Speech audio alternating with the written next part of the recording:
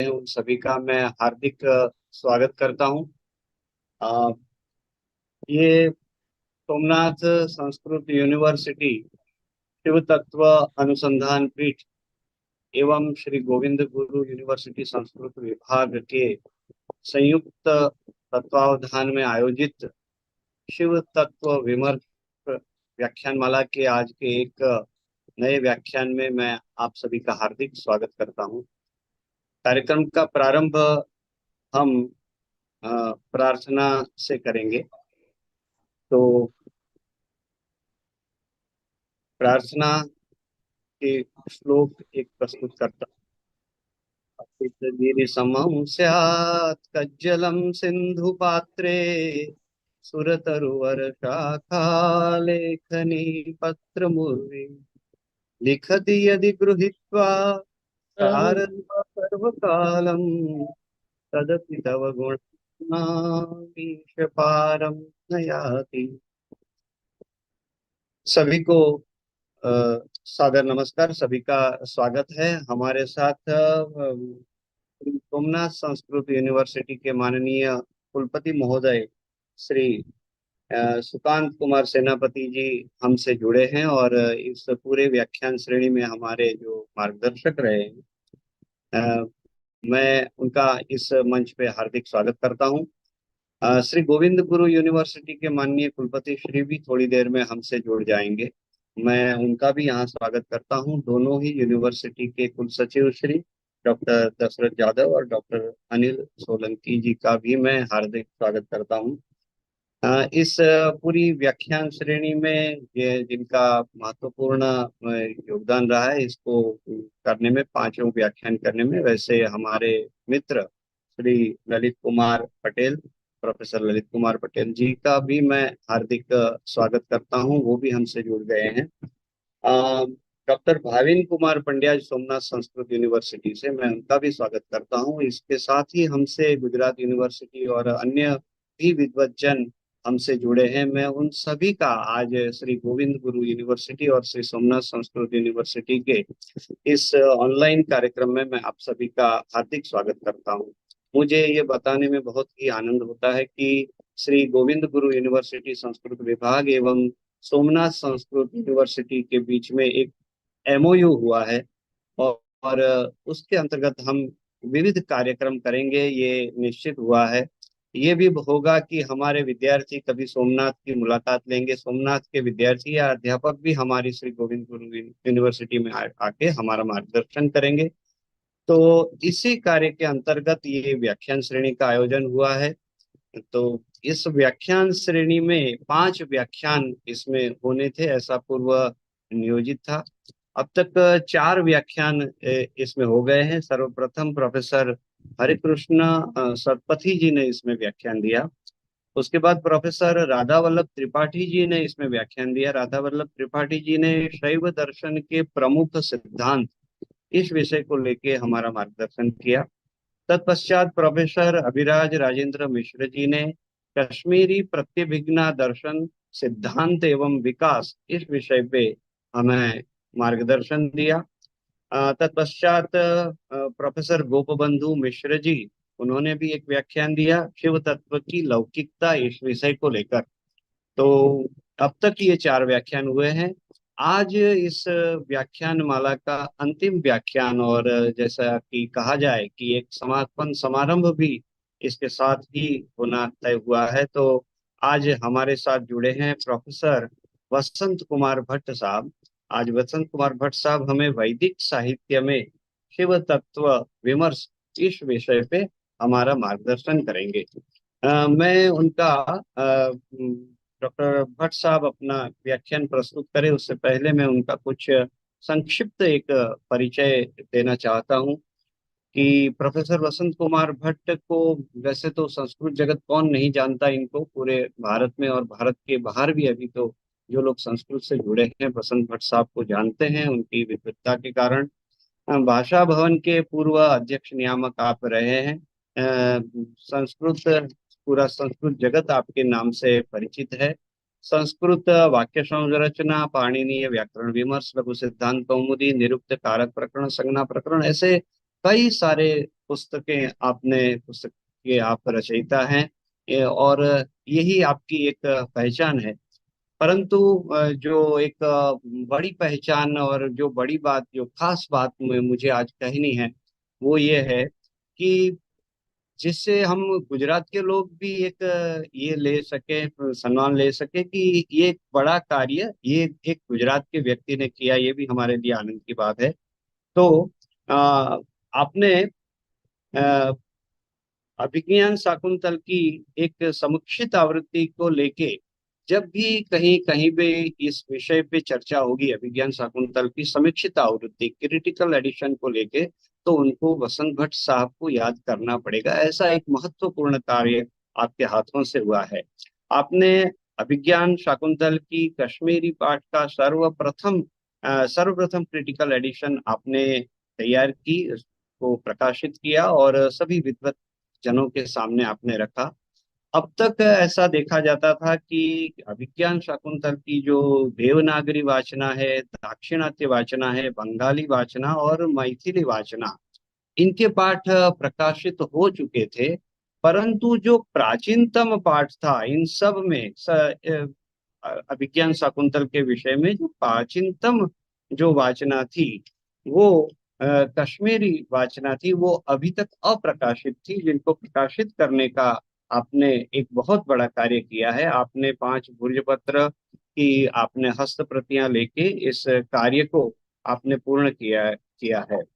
अपने इस पांचों वाचनाओं के आधार पर एक अभिज्ञान शाकुंतल की एक पंचरंगावृत्ति भी आपने प्रकाशित की है। पंचरंगावृत्ति इसको नाम आपने इसलिए कि आपने इसमें सभी के, मतलब कि जो देवनागरी वाचना का जो पाठ है, बंगाली वाचना का पाठ जो है, दाक्षिणात्य मैथिली का जो पाठ है, वो तो है, उसके वो चारों चार, और उसके साथ कश्मीरी पाठ, पांचों पाठ को आपने वहां दिया है। और उसके साथ में उसका एक तुलनात्मक अभ्यास भी आपने प्रस्तुत किया है। ये भी एक बहुत बड़ी बात है कि अभिज्ञान शाकुंतल को लेके पंचरंगावृत्ति आपने जो प्रकाशित की है, उसका मैंने जैसे बताया कि पांचों वाचनाओं का एक तुलनात्मक पाठ भी आपने तैयार किया है। और इस पांचों पाठ के आधार पर आपने अपने तरफ से एक अनुमानित और पुनर्गठित एक नया एक पाठ संस्कृत जगत के विद्वत जनों के सामने आपने रखा है। तो ये भी आपने प्रकाशित किया है। जो सर्वप्रथम एक क्रिटिकल एडिशन जब तैयार करते हैं, तो हमारा मूल कार्य ये होता है कि मूल कवि ने क्या लिखा होगा। जब कालिदास ने सर्वप्रथम अभिज्ञान शाकुंतल में लिखा होगा, तो उनमें क्या हुआ होगा, क्या लिखा होगा, इसमें सबसे नजदीक तक आप पहुंच पाए हैं। ये हमारे लिए बहुत ही बड़ी बात है। और इसके लिए आने वाले सालों तक जब भी कोई अभिज्ञान शाकुंतल के विषय को लेके अपना कुछ अभ्यास करना चाहेगा, तो उनको माननीय वसंत भट्ट साहब की ये जो पंचरंगावृत्ति है, उसका अभ्यास करना होगा। ऐसा एक महान कार्य आपसे हुआ है। आप राष्ट्रपति पुरस्कार से पुरस्कृत है, ये भी एक बड़ी बात है। मैं माननीय भट्ट साहब का अगर परिचय, वैसे तो बहुत भी हो सकता है, परंतु इतना परिचय देके माननीय भट्ट साहब को आज अपना व्याख्यान इस विषय पे देने के लिए मैं सादर आमंत्रित करता हूँ, डॉक्टर वसंत कुमार भट्ट साहब।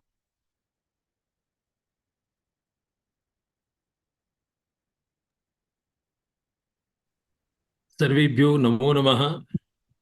दोनों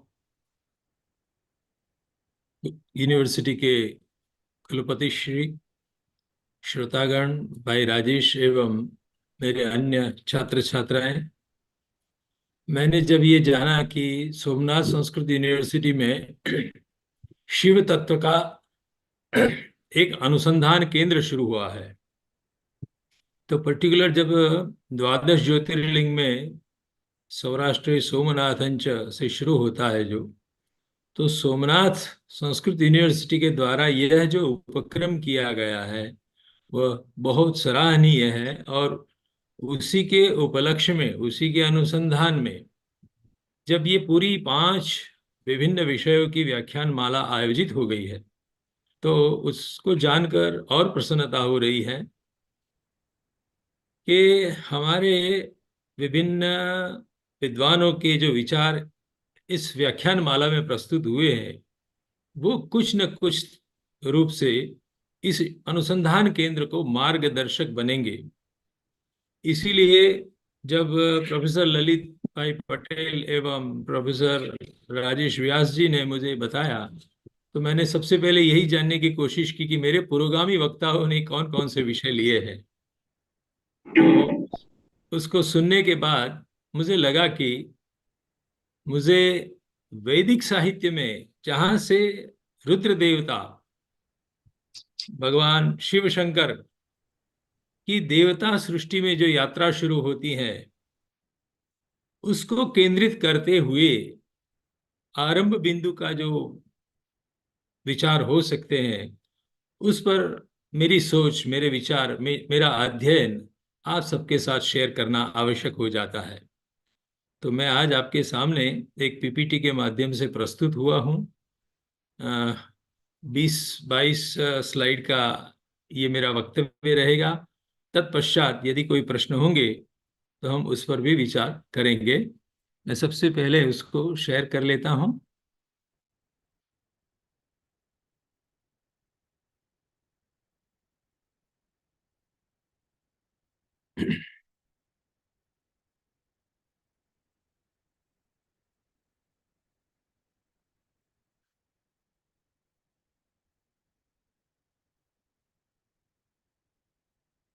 अब फुल स्क्रीन पर आ गया भैया राजेश? जी सर, देखा ही। ओके। तो वैदिक साहित्य में शिव तत्व विमर्श इस विषय की स्थापना करने के लिए वशिष्ठ के द्वारा की गई रुद्र देवता की स्तुति का 2 मंत्र में आपको सुनाना चाहता हूं। वहीं से मंगल भी होगा और वहीं से हमारी चर्चा की सूत्रपात होगा, वहीं से गंगोत्री शुरू होगी। मानोवधि रुद्र मापरादा माते भूम प्रसितौ हीळितस्य आनो भजबर्हिषि जीव संशे यूयं पात स्वस्तिभिः सदा नः। सप्तम मंडल वो वशिष्ठ ऋषि का दर्शन है जो समग्र ऋग्वेद के दशमंडलों में आया हुआ प्राचीनतम अंश माना जाता है। इस मंत्र का अर्थ होता है, हे रुद्र, आप हमारा वध न करें, आप हमारा त्याग न करें, क्रोधिष्ठ हुए आपके बंधन में हम न आए, जीवों के द्वारा प्रशंसनीय यज्ञ में आप हमें सहभागी बनाए, आप सभी हमेशा अनेक कल्याणों से हमारी रक्षा करें। यूयम पात स्वस्तिभिः सदा नः। आदित्य की संख्या 12 है, 12 आदित्य, और रुद्र की संख्या 11 है, 11 रुद्राः। अतः इस मंत्र में वशिष्ठ ऋषि ने यूयम ऐसे बहुवचन का प्रयोग किया है। एते 11 रुद्राः अस्मान् पातु अवतु यूयम पातु स्वस्तिभिः सदा नः। तो रुद्र देवता से आप देखिए इस मंत्र में, आप हमारा वध न करें, मानो वधि रुद्र, वहीं से बात शुरू होती है। यानी रुद्र नाम के वैदिक देवता से ऋषिगण भय का अनुभव करते थे। संभव है कि रुद्र देवता हमारा वध भी कर दे, इसीलिए उनसे बचने की एक प्रार्थना की जाती है। द ओपनिंग डिमांड मानो वधि ही, ये बहुत हमारे लिए ध्यानास्पद बिंदु है।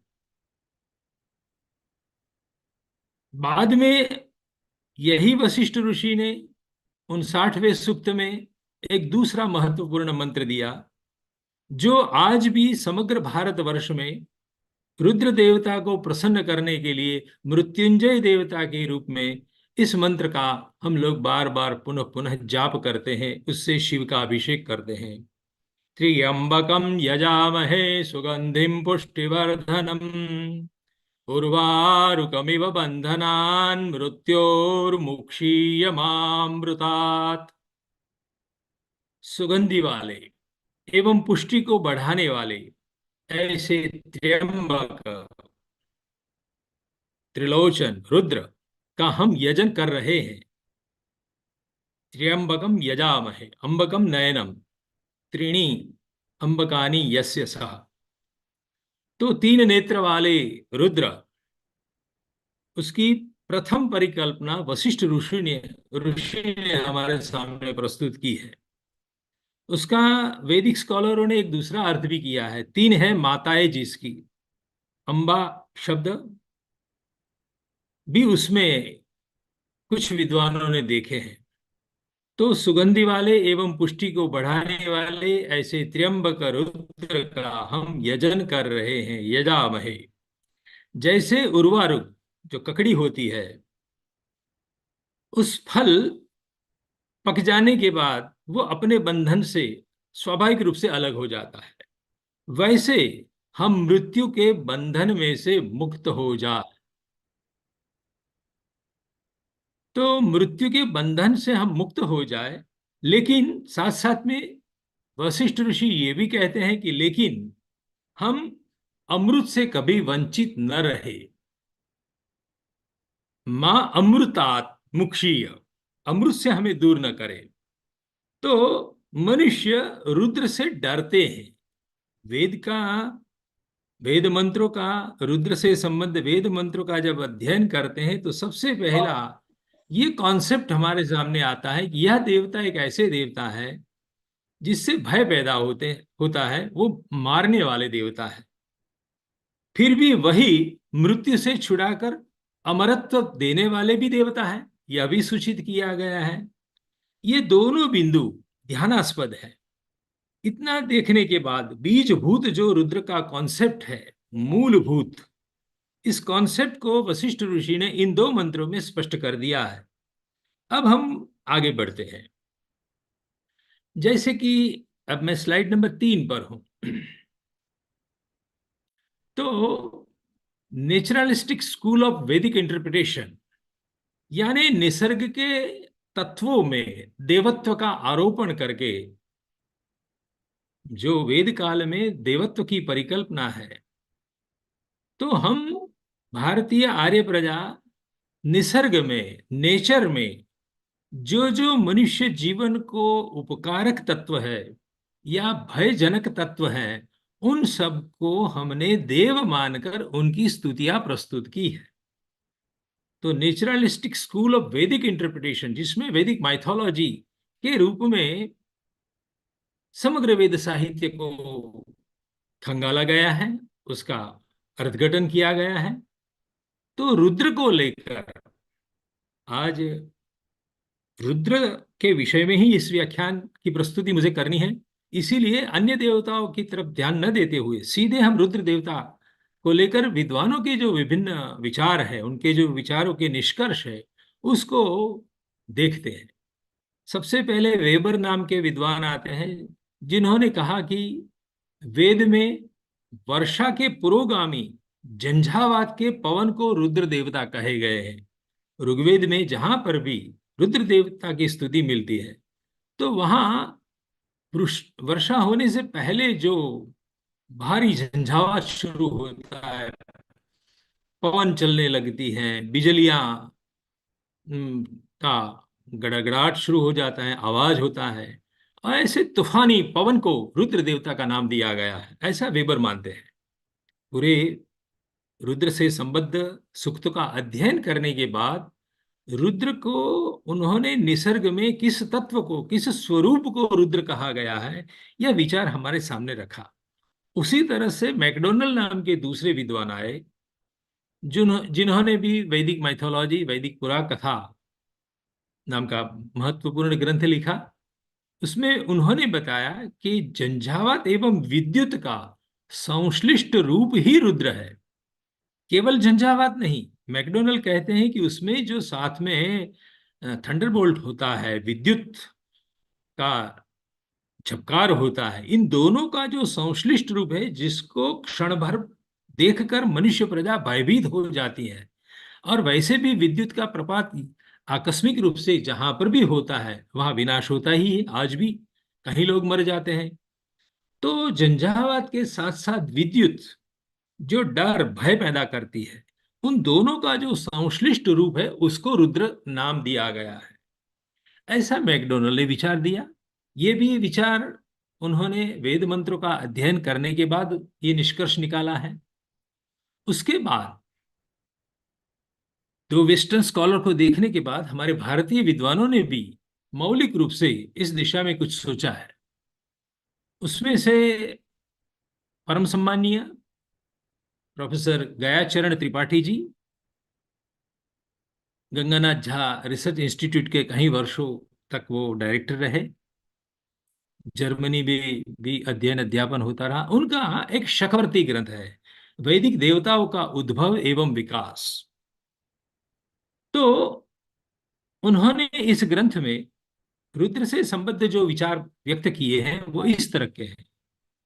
रुद्र है तो अग्नि, परंतु वह न पार्थिव अग्नि है न द्युलोक का सौर अग्नि है।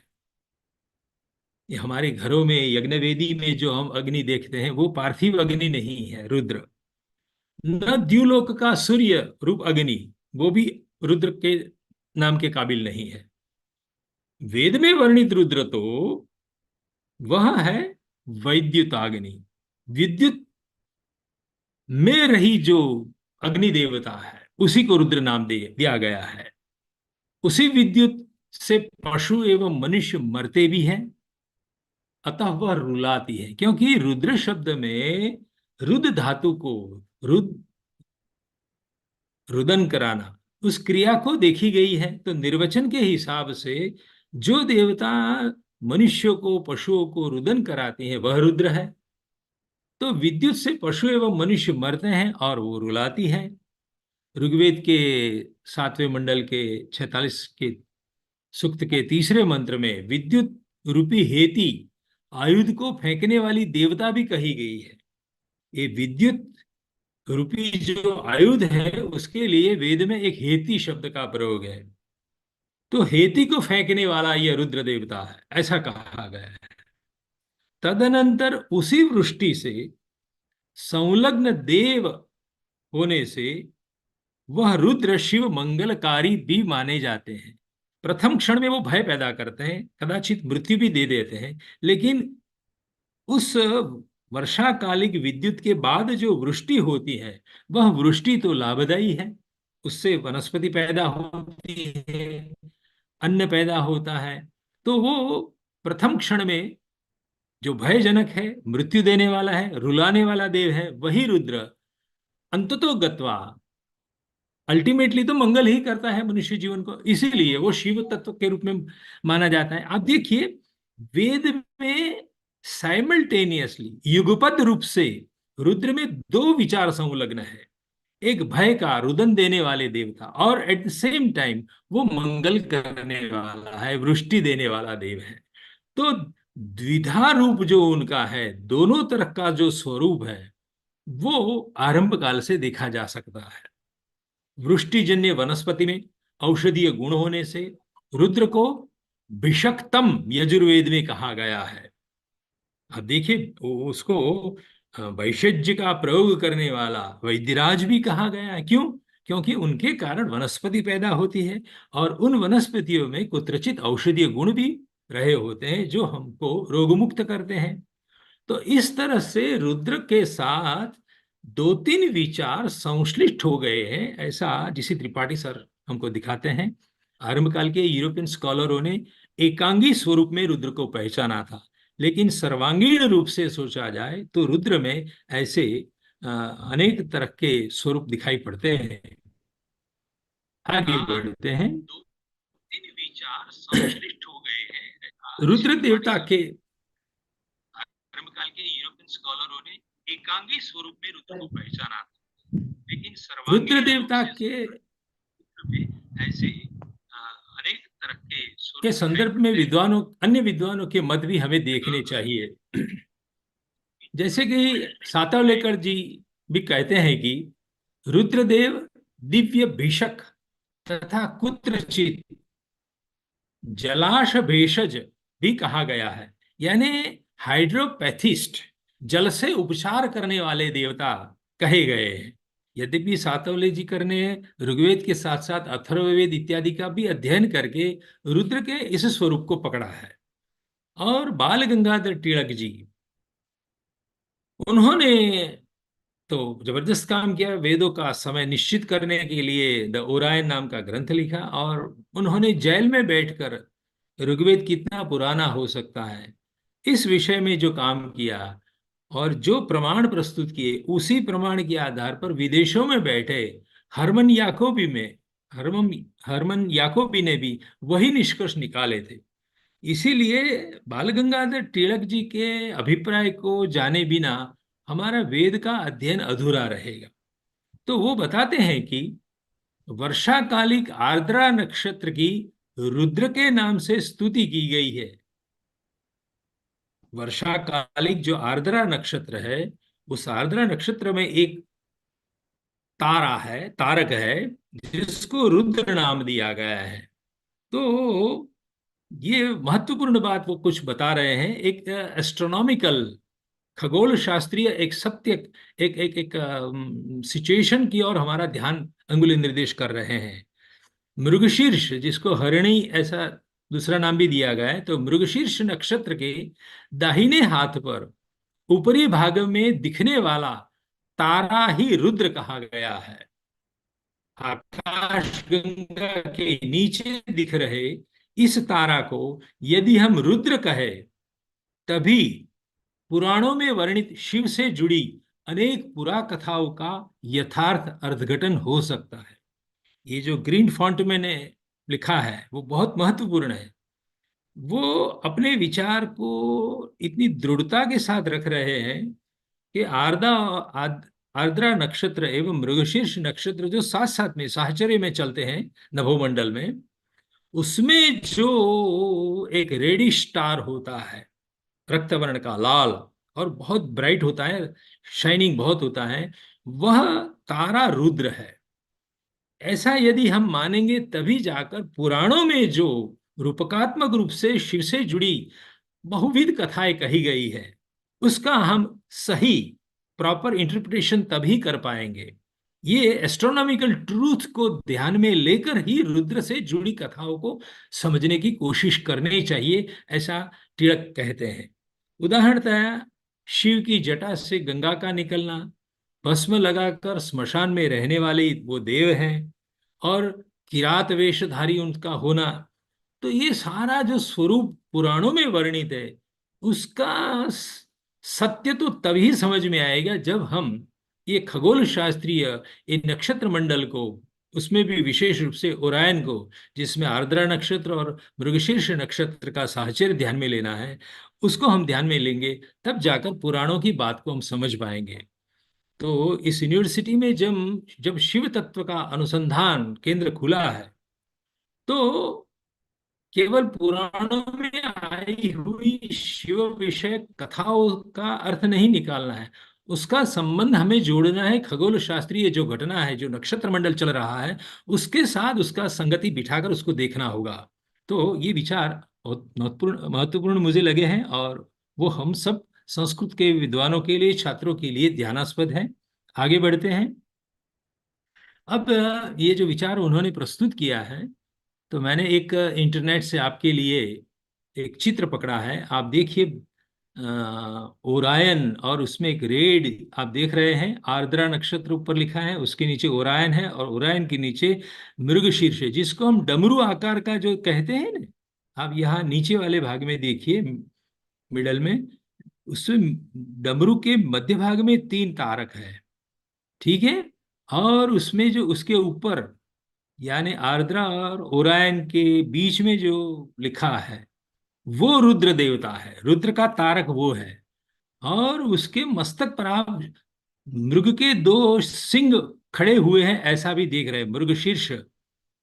तो आप जो ये सीन देख रहे हैं, और यहां से बाण चल रहा है पीछे से, आप देखेंगे तो ये जो स्वरूप है, इसके आधार पर नक्षत्र में नभोमंडल में आए ये दो नक्षत्र और उनसे बन रहे जो चित्र है, उसके आधार पर रूपकात्मक कथाएं बहुत सारी बनाई गई है।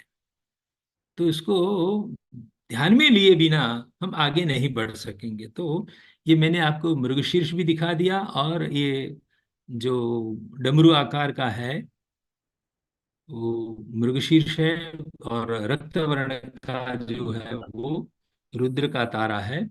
आगे बढ़ते हैं।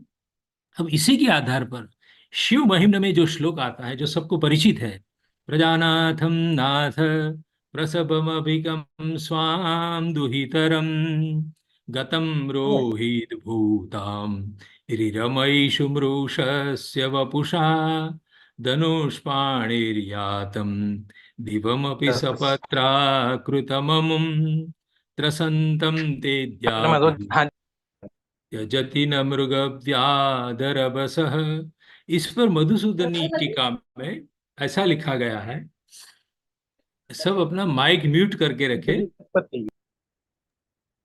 ब्रह्मा स्वदुहितरम संध्याम अतिरूपिणीम आलोक्य कामवशो भूत्वा ताम उपगंतुम उद्यतः सा मृगी रूपा बभूव ततस्तां तथा दृष्ट्वा ब्रह्मापि मृगरूपं दधार तच्च दृष्ट्वा महादेवेन अयं प्रजानाथो धर्म प्रवर्तको भूत्वापि एतादृशं जुगुप्सितं कर्म आचरति इति महता अपराधेन दंडनीयो मया इति विचार्य भगवता हाँ सर।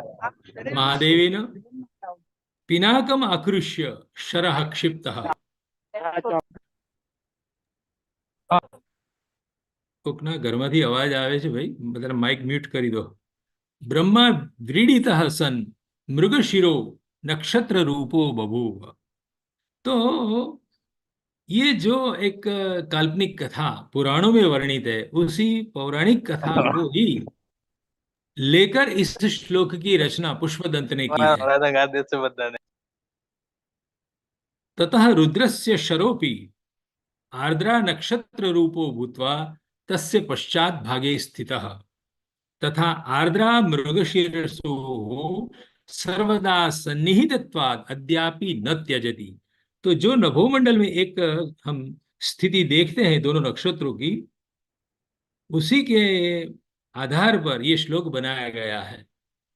उसी तरह से पुराणों में वर्णित शिव के साथ जुड़ी बहुत सारी कहानियां हैं। तो उनमें विशेष रूप से जो पुराणों में शिव का रुद्र का स्वरूप प्राप्त होता है वो कैसे द्विविध है। रुद्रदेव रुदन कराने वाले भी हैं और कल्याणकारी शिव भी है। अन्य देव एवं दानवों को संपत्ति देनार भी है, किंतु स्वयं स्मशानवासी दिगंबर है। लिंग रूप प्रतीक से पूजनीय है, परंतु कामदेव को भस्मसात करने वाले भी वही देव हैं।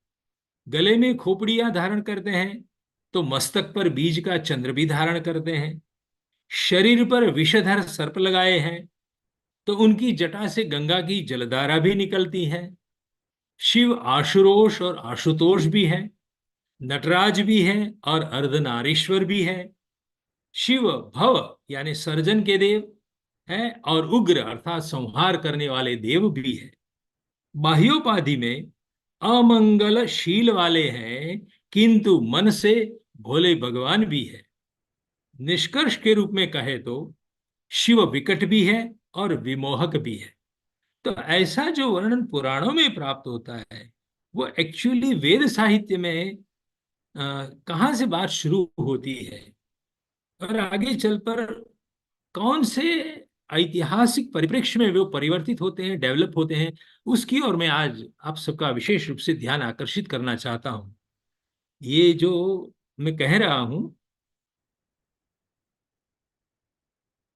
उसको नजरअंदाज करके शिव तत्व को हम कभी नहीं समझ पाएंगे।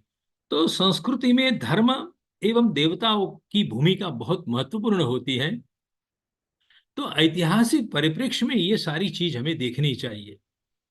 संस्कृति का इतिहास जानने के लिए उस देश के धर्म एवं देवताएं ज्ञातव्य है। किसी भी देश का धर्म और देवताओं को जब तक हम नहीं जानेंगे तब तक उसका कल्चर हम नहीं जान पाएंगे। और कल्चर का हिस्ट्री देखने के लिए सीधे हमें उस देश के धर्म क्या कह रहा है, धर्म का स्वरूप क्या है, और उनके देवता देवी देवताएं कैसे हैं, वो हमारे लिए ज्ञातव्य बनता है।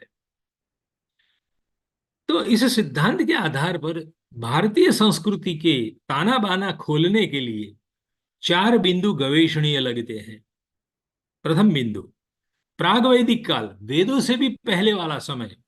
प्राग वैदिक काल की जो सिंधु संस्कृति है, यानी मोहनजोदड़ो एवं हड़प्पन संस्कृति के उत्खनन से मिली देवी देवताओं की मूर्तियों को हमें ध्यान से उसका स्टडी करना पड़ेगा, समझना पड़ेगा। तत्पश्चात वेद साहित्य आता है।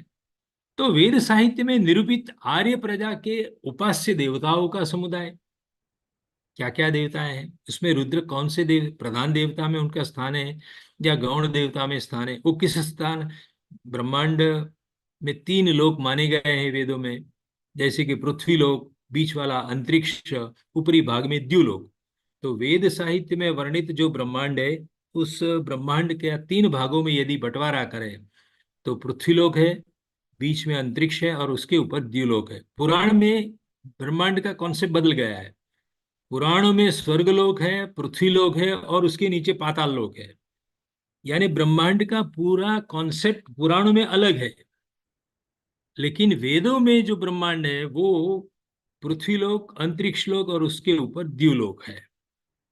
तो हमें वैदिक साहित्य में रुद्र देवता किस स्थान के हैं और उसका स्टेटस क्या है, ये सब देखना पड़ेगा। तत्पश्चात तृतीय बिंदु है, आर्यों के आगमन से पहले द्रविड़ प्रजा, जो यहाँ की मूल आदिवासी प्रजा रही होगी, द्रविड़ प्रजा के देवी देवता है, उनकी पूजा विधि, क्रियाकांड की पद्धतियां भी हमें ध्यान में लेनी होगी। आपको जानकर आश्चर्य होगा कि संस्कृत भाषा में पूजा शब्द वेद साहित्य में कहीं पूज धातु प्राप्त ही नहीं होता है। ये दक्षिण भारत की साउथ इंडियन लैंग्वेज से पूस और पुछ से उसको पूजा कन्वर्ट करके बाद में संस्कृताइज करके उसको स्वीकारा गया है। तो द्रविडियन प्रजा की देवी देवताएं, उनकी मूर्तियां और उनकी पूजा पद्धति, वो आर्यों ने कुछ हद तक मान्य कर दी, स्वीकार कर ली। लेकिन उसकी असर रुद्र देवता पर क्या हुई वो भी मैं अभी आपको आगे दिखाऊंगा। यद्यपि रुद्र देवता है वेदकालिक, लेकिन आदिम भारत की जो यहाँ की आदिवासी प्रजा थी, साउथ इंडियन जो प्रजा थी, उनकी जो पूजा पद्धतियां इत्यादि थी, उसका प्रभाव कैसे पड़ता है। और उसके बाद चतुर्थ बिंदु पर वेद विरोधी जो बुद्ध एवं महावीर, दो बड़ी पर्सनालिटी यहाँ आई, जिन्होंने न केवल वेदों का विरोध किया लेकिन हिंसक याग का भी विरोध किया, जिसके कारण वैदिक देवता सृष्टि तिरोहित होने चली। वैदिक देवताओं में इंद्र, अग्नि, विश्व देवा, ये सब भुलाते गए और उसके स्थान पर पुराणों में, विशेष रामायण महाभारत और बाद में अष्टादश पुराण, उसमें नई देवता देवता त्रिपुटी आ गई, ब्रह्मा विष्णु महेश की नई कल्पना शुरू होती है महाभारत से। आप देखिए उसमें वैदिक देवता क्रमशः रूप से धीरे धीरे अस्तंगत महिमा होते जा रहे हैं। वेद, एक वेदों में जो प्रधान देवता है इंद्र, वो सबॉर्डिनेट हो जाते हैं, और वेद में जो विष्णु थे, सूर्यात्मा विष्णु, वो प्रधान हो जाते हैं। नया भागवत धर्म का उदय होता है। तो ये बुद्ध धर्म का प्रभाव होने के कारण नई देवता सृष्टि को लाने की जरूरत हुई। उसके संबद्ध नई कथाएं बनाई गई पुराणों में, नई माइथोलॉजी आकारित होने लगी, और उसके बाद आगम आते हैं, तंत्र मार्ग आते हैं। तो इस ऐतिहासिक परिप्रेक्ष्य में रुद्र, शिव, महादेव की जो परिवर्तन यात्रा है, उसका हमें अध्ययन करना चाहिए, ऐसा मुझे लगता है। तो ये क्रम पहले हमने चॉकआउट कर लिया, उसको आगे हम अब बढ़ते हैं कि ऋग्वेद, यजुर्वेद इत्यादि में जो रुद्र देवता है, किस रूप में वो निर्दिष्ट है। तो ऋग्वेद में रुद्र एक अंतरिक्ष स्थानीय देवता है। जैसे मैंने अभी कहा कि वेद का जो ब्रह्मांड है, ब्रह्मांड की परिकल्पना, उसमें तीन लोक है। सबसे नीचे पृथ्वीलोक, सबसे ऊपर द्युलोक, बीच में अंतरिक्ष लोक है। तो अंतरिक्ष स्थानीय देवता है और गौण कोटि के देवता है, यानी प्रधान इंद्र, वरुण, जैसी तो महत्वपूर्ण देवताओं की कोटि में रुद्र। रुद्र नहीं आते हैं। अच्छा, ये ऋग्वेद ठीक। में उसका वर्णन अंतु कहाँ रुपये कहाँ है? क्या कहती है? हाँ। निधि बेन बातों ना करो, म्यूट करो। ऋग्वेद में प्रथम मंडल में, द्वितीय मंडल में और सातवें मंडल में ये 3 सूक्त मिलते हैं। उसमें चार पांच छः छः मंत्र ऋचाएं आई हुई हैं। यानी विस्तार से इन सूक्तों में रुद्र की बहुत कुछ विशेष बातें नहीं हैं। ऋग्वेद के प्रथम मंडल के 43 नंबर के सूक्त में पहले 6 मंत्रों में रुद्र की आंशिक स्तुति भी मिलती है। ऋग्वेद में अन्यत्र 75 बार रुद्र का नामोल्लेख मिलता है। शतपथ ब्राह्मण में दिए अग्नि के 8 नाम है। उस 8 नाम में एक रुद्र का समावेश होता है, जैसे कि भव, शर्व, रुद्र, पशुपति, उग्र, अशनि, महादेव तथा अग्नि। इससे स्पष्ट हो जाता है कि रुद्र का अर्थ होता है अग्नि। रुद्र शब्द से अग्नि ही समझना है। ये शतपथ ब्राह्मण से हमको समझ में आता है। रुद्र देवता के विषय में जो विकास यात्रा हमें देखनी है, उसमें केवल वैदिक सूक्त, वैदिक मंत्र, मंत्र संहिताओं को नहीं खंगालनी है। उसके साथ साथ ब्राह्मण ग्रंथों में क्या क्या कहा गया है, ब्राह्मण ग्रंथों में ये कहानी कैसे विकसित होती जा रही है, उसको देखना पड़ेगा। तो अग्नि के 8 नाम में रुद्र का समावेश हो गया। शतपथ में ऐसा भी वाक्य है, यो वै रुद्र सोग्नि, जो रुद्र है वही अग्नि है। इस उक्ति से यही बात कही गई है। अब उसमें विद्वान लोग चक्कर में आ जाते हैं, ये कौन सा अग्नि, पार्थिव अग्नि माना जाए, वैद्युत अग्नि माना जाए या सौर अग्नि माना जाए। तो जैसा कि मैंने पहले स्पष्ट किया, अग्नि भी भयजनक है, मृत्यु देने वाला है। लेकिन फिर भी वेद में वर्णित वो रुद्र पार्थिव अग्नि नहीं हो सकता, न सौर अग्नि हो सकता। उसके लिए तो आदित्य इत्यादि शब्द का प्रयोग होता है। वेद में जो रुद्र है, जिसका समीकरण अग्नि के साथ किया जा रहा है, वो अग्नि वैद्युत अग्नि ही है, क्योंकि वही विनाशक भी है और मंगलकारी भी है, जैसा professor GC Tripathi ji sir ने हमको बताया। उसके बाद शुक्ल यजुर्वेद में जब जाते हैं, उसमें 16वां अध्याय विशेष रूप से, जिसके आधार पर शतरुद्रीय होम किया जाता है, नमस्ते रुद्रमन्यव उतोत इखवे नमः इत्यादि। तो शुक्ल यजुर्वेद में आई रुद्र देवता की जो स्तुति है, वो बहुत ध्यानाकर्षक है, क्योंकि बहुत विचित्र प्रकार के विशेषणों के साथ रुद्र की पहचान वहां दिखाई जा रही है। उसके बाद अथर्ववेद में भी कुछ कुछ स्थान पर रुद्र की स्तुतियां हमें प्राप्त होती हैं। तो एक ये सर्वे है कि एक गौण देवता के रूप में रुद्र देवता की कहाँ कहाँ पर स्तुतियां प्राप्त होती हैं, और ब्राह्मण ग्रंथों में उसके विषय में क्या क्या कहा गया है। आगे बढ़ते हैं। तो ऋग्वेद में वर्णित रुद्र का जो स्वरूप है, वो झंझावात है, विद्युत है और अग्नि जैसे नैसर्गिक तत्व को रुद्र मानने वाले विद्वान, वेबर, मैकडोनल इत्यादि की बात हमने कर दी आपको, वो अपने मत के समर्थन में रुद्र के अरुष और बभ्रू, ये 2 विशेषणों के प्रति हमारा ध्यान आकृष्ट करते हैं। इन दोनों शब्दों का अर्थ क्या होता है? तो नीला एवं तपकीरी, तपकीरी आवरण, ये रक्त वर्ण का होता है, या जिसको कहे निभाड़े में से निकाली गई जो ब्रिक्स होती है, ईंट होती है, ईंट का कलर, पकी हुई ईंट जो अंदर से बाहर निकाली जाती हैं, उसका जो कलर होता है, उस कलर वाला यह देव है रुद्र देवता। ऐसा अरुष एवं बभ्रू शब्द से सूचित हो रहा है, जो झंझावात, विद्युत और अग्नि के साथ सुसंगत भी बैठते हैं ये विशेषण। तो रुद्र एवं शिव, ये दोनों शब्दों का अर्थ भी लाल रंग होता है। आपको जानकर आश्चर्य होगा कि शिव शब्द द्रविड़ संस्कृति से लिया गया है, और वहां पर शिव शब्द का अर्थ लाल रंग होता है। तो लाल रंग को अग्नि के साथ संयुक्त करना आसान था, और लाल रंग भयजनक देव का प्रतीक भी बन सकता था। अतः रुद्र और शिव मृत्यु यानी संहार के देव बनाना भी सरल हो गया। एक लाल रंग के आधार पर उसके साथ जुड़ी गुणधर्म और गुणधर्म से उत्पन्न होने वाला घटना चक्र, उसको आगे बढ़ाते गए और एक शिव का स्वरूप हमारे मन में आकारित होने लगा।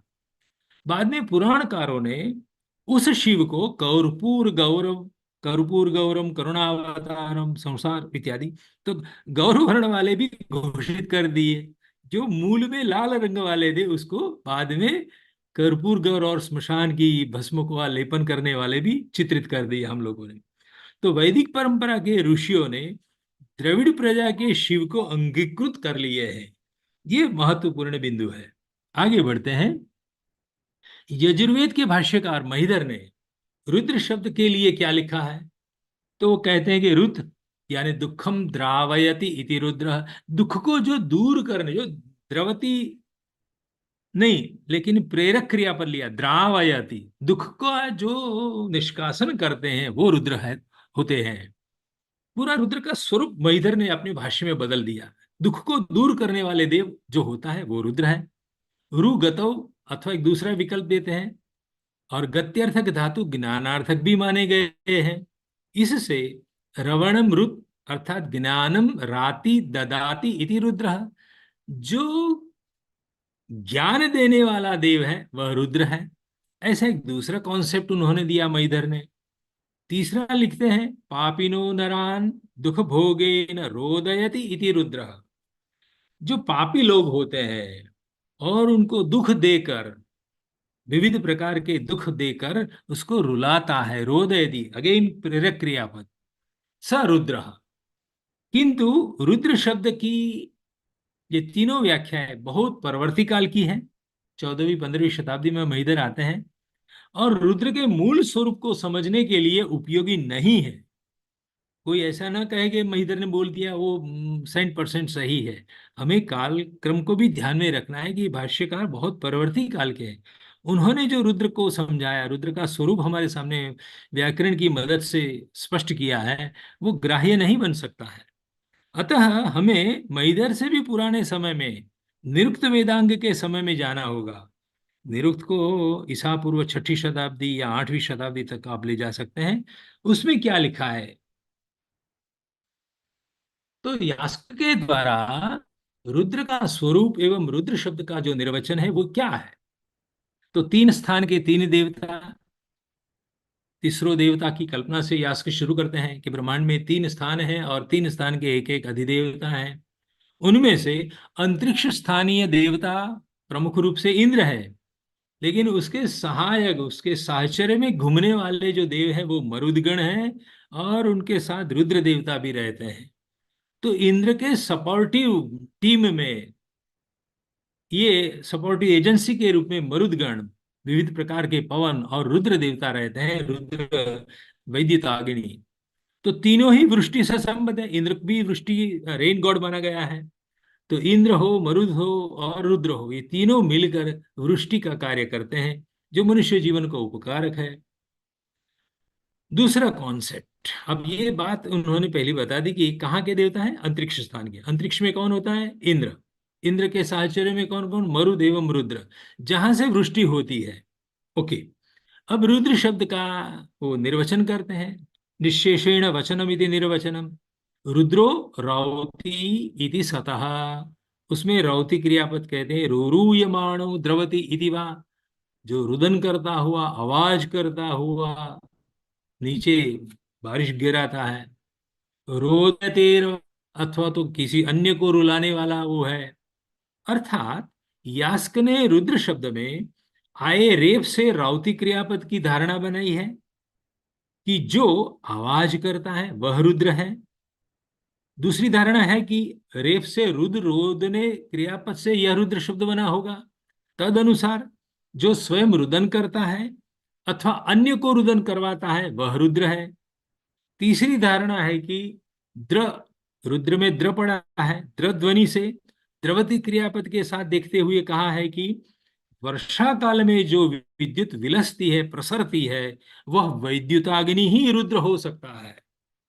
तो यास्क के निर्वचन को देखने के बाद भी यह स्पष्ट हो जाता है कि यास्क भी नेचुरलिस्टिक स्कूल ऑफ वैदिक इंटरप्रिटेशन में मानते हैं या उनके प्रवर्तक हैं। निसर्ग के कुछ कुछ तत्व जो मनुष्य जीवन को भय पैदा करते हैं या मनुष्य जीवन को उपकारक होते हैं, उनमें हम लोगों ने, हम यानी आर्य प्रजा ने देवत्व का आरोपण किया और उसको विविध देवता के रूप में उसकी उपासना की, उसके लिए मंत्र बनाए। तो ये शब्द में से जो अर्थ निकालते हैं, रुद्र देवता का स्वरूप स्पष्ट करने के लिए जो निर्वचन निरुक्तियां दी जा रही हैं, वो भी यही कहती हैं कि नैसर्गिक तत्वों में देवत्व देखे गए हैं। ये हमारी भारतीय परंपरा है, जिसको यूरोपियन स्कॉलरों ने आगे बढ़ाया।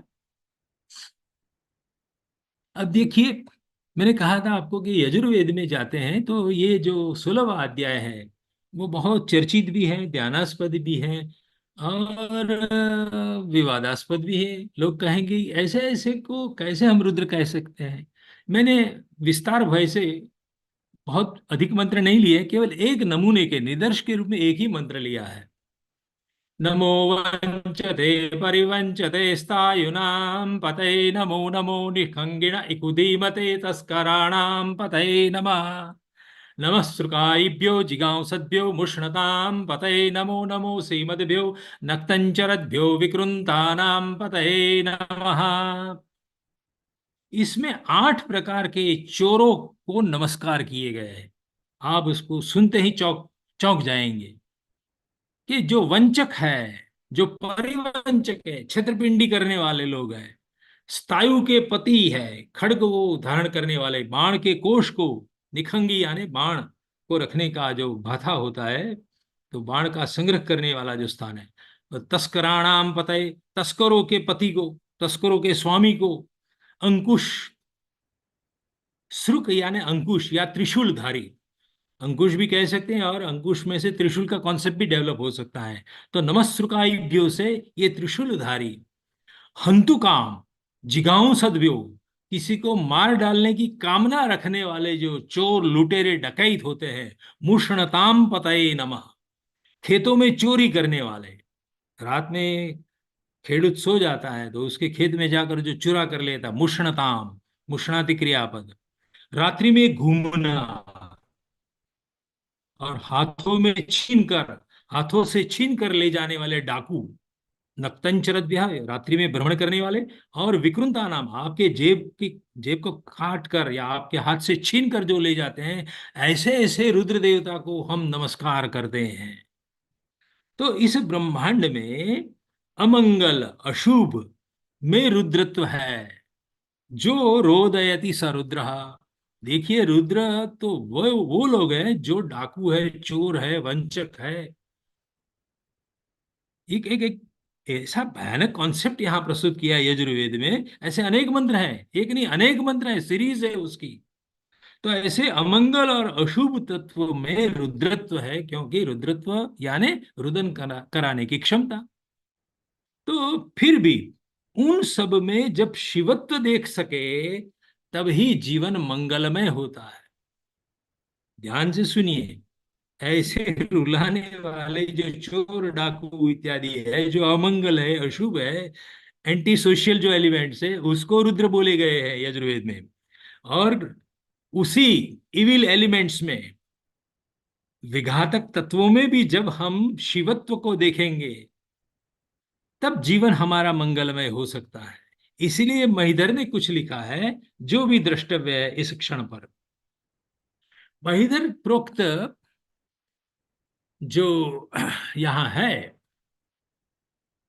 शाखा चंद्र न्याय से उन्होंने हमको ये बात समझाई है। शाखा चंद्र न्याय क्या होता है मैं अभी एक्सप्लेन करूंगा आपको, कि रुद्र में ऐसे तस्कर में, डाकुओं में, चोर लुटेरों में कैसे रुद्र देवता निवास कर सकते हैं, जिसको ये मंत्र नमस्कार नमस्कार नमः नमः बोल रहे हैं। तो कहते हैं कि ध्यान से समझिए कि इस मंत्र को समझने के लिए आपको शाखा चंद्र न्याय का उपयोग करना पड़ेगा। तो शाखा चंद्र न्याय का जो स्वारस्य है, जो उसका गंभीर अर्थ है, निहित अर्थ है उसमें, वो महीधर ने एक्सप्लेन किया। स्तेनादि शरीरे जीवेश्वर रूपेण रुद्रो द्विधा तिष्ठति। स्तेन यानी चोर, चोर डकैत लुटेरों के शरीर में रुद्र द्विधा तिष्ठति, रुद्र दो स्वरूप से रहते हैं। धा एक जीव स्वरूप रुद्र है और दूसरा ईश्वर परमात्मा स्वरूप रुद्र है। तो जीव ईश्वर रूपेण रुद्रो द्विधा तिष्ठति। कुत्र तिष्ठति?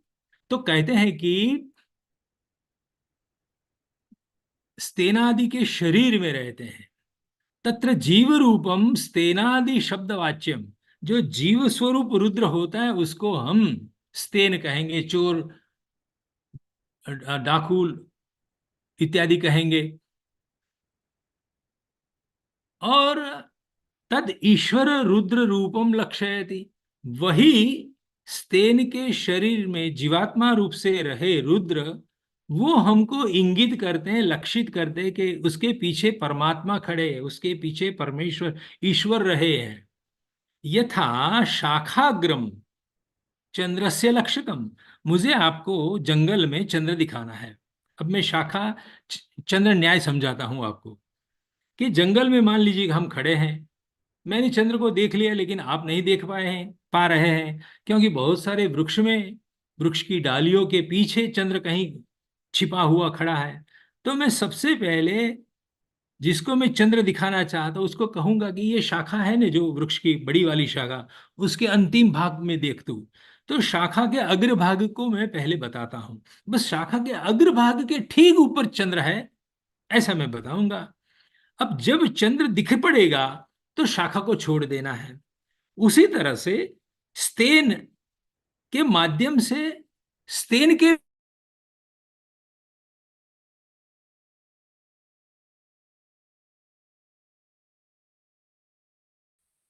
उसको कहते हैं शाखा चंद्र न्याय। तो चोर लुटेरों के माध्यम से उसके पीछे खड़े रुलाने वाले देवता को हमें देखना है। किम बहुना लकार्थ विवक्षया मंत्रेषु लौकिकाः शब्दाः प्रयुक्ताः। विशेष तो क्या कहे, महिंद्र कहते हैं किम बहुना, ज्यादा क्या व्याख्यान करे। लक्षार्थ विवक्षा, यहाँ लक्षक महत्व का नहीं है। शाखा का अग्रभाग वो लक्षक है, लेकिन लक्षक के द्वारा जो लक्ष्यार्थ है, चंद्र का दर्शन हमें करना है, वो चंद्र हमारा लक्ष्यार्थ है। उसी को स्पष्ट करने के लिए लौकिक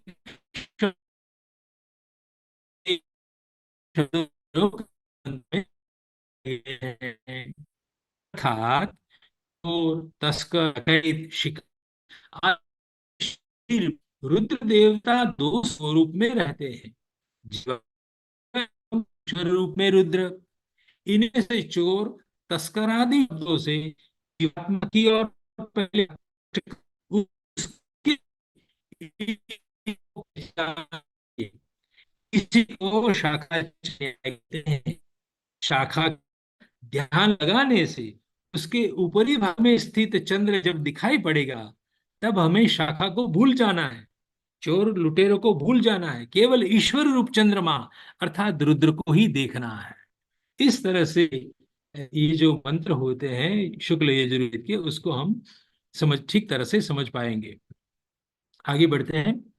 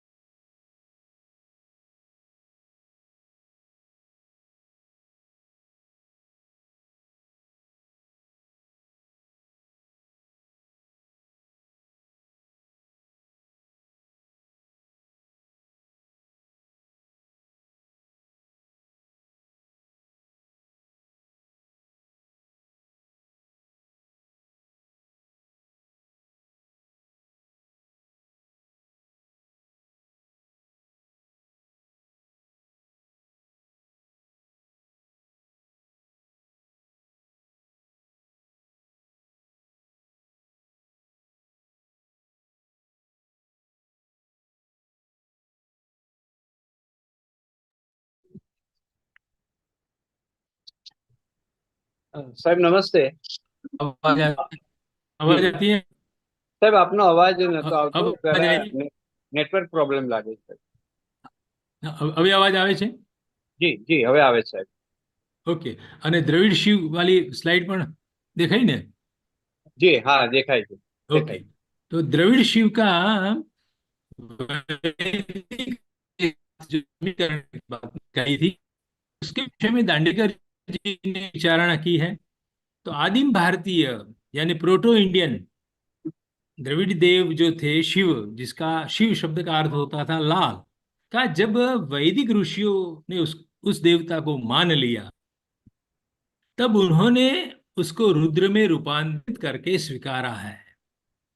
दक्षिण भारत के लाल रंगवाचक जो शिव थे, उसको वैदिक ऋषियों ने मान लिए और उसको रुद्र के साथ स्वीकार के उसका रूपांतरण शुरू कर दिया. किंतु तब वह एक वर्जनीय देव के रूप में स्वीकारा गया. देखिए, आर्यों ने जब आर्यों के एक देव का स्वीकार किया, तो वो देव को माना तो सही, लेकिन उसको वर्जनीय, उसको दूर रखा करो, अनटचेबल देव के रूप में रुद्र को माना गया. यह बात वैदिक यज्ञ क्रियाओं में प्रतिबिंबित भी हुई है. आप ध्यान से सुनिए ये बात. क्रियाकांड से जुड़े हमारे श्रोता हैं, वो इस बात को चेक करें कि आज भी जो वैदिक श्रौत याग इत्यादि होते हैं, उसमें वैदिक यज्ञ क्रियाओं में रुद्र देवता का स्थान अलग रहता है और उसको प्रधान रूप से आहुति नहीं दी जाती है. इंद्रादि प्रधान देवों को आहुति देने के बाद जो अवशिष्ट यानी उच्छिष्ट रहा अंश होता है, उसको एक अलग पात्र में रुद्र नाम पर दिया जाता है. ऐसा प्रचलन आज भी है. ये बहुत महत्वपूर्ण बात है. अब वेद मंत्र को छोड़ देना है. दांडेकर कहते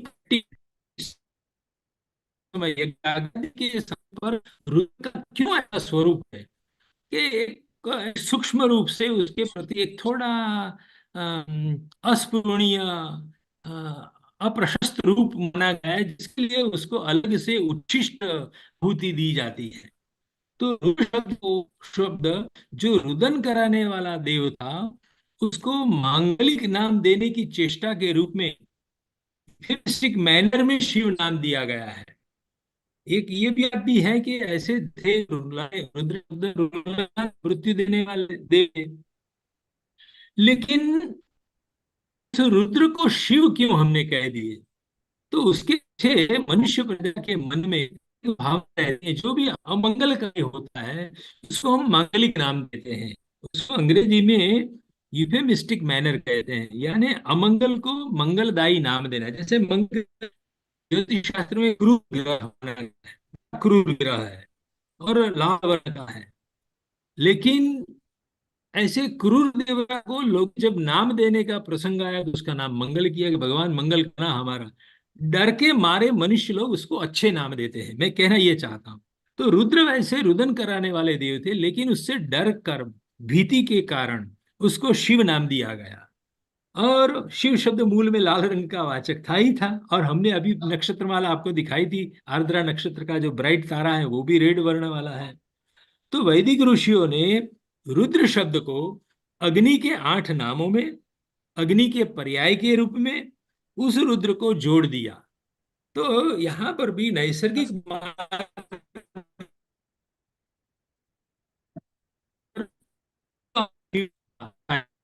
इस रूप में होगा, इसकी ओर दांडेकर जी हमारा ध्यान आकृष्ट करते हैं.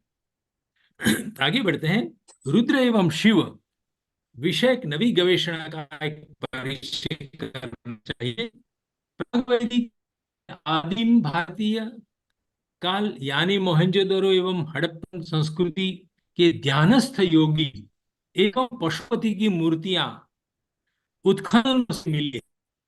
इनको द्रविड़ ने शिव लाल होगा, उनके साथ वैदिक काल के रुद्र का एकीकरण किया गया है.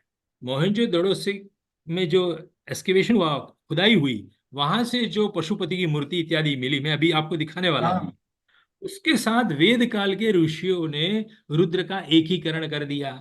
यद्यपि प्रियंक बच्चे बात ना करो.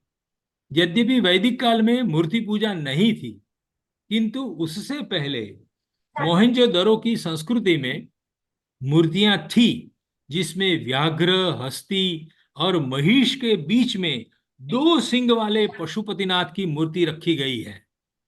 वही शिव हो सकते हैं। शिव का कोई आर्कियोलॉजिकल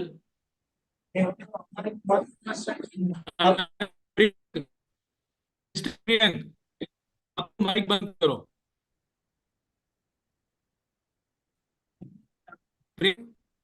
स्टॉप इट। तो जो उत्खनन से एक पशुपतिनाथ की मूर्ति प्राप्त हुई है, वो हमारे लिए बहुत ध्यानास्पद है। वही एक अभी तक जो हम लिटरेचर के माध्यम से संस्कृत की परीक्षा पास की शिव है, तत्व को दीपिका शिका कौन से प्रेम के प्रेम हमने डिस्ट्रिक्ट पेंटिंग दी। दीपिका में दांडेकर जी कहते हैं कि दाशराग युद्ध जो सप्तम सूक्त में प्राप्त होता है, सप्तम मंडल में, उस सूक्त में सुदास राजा के प्रतिपक्षी आर्य आदिवासी प्रजा को विषाणी तथा शिवासह कहे गए। विषाणी यानी सिंह रखने वाले, जो ध्यानास्पद है। क्यों? ये मोहनजोदड़ो से प्राप्त हुई पशुपतिनाथ की मूर्ति ही शिव है।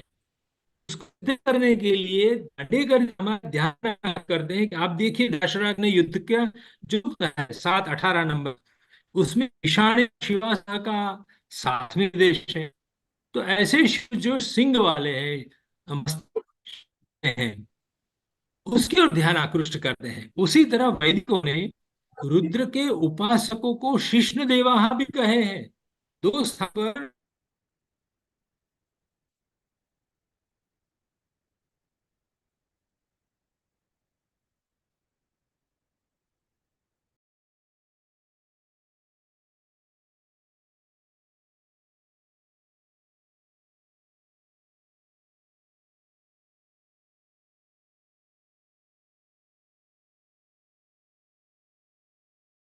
હા સાહેબ મ્યુટ થઈ ગયું છે.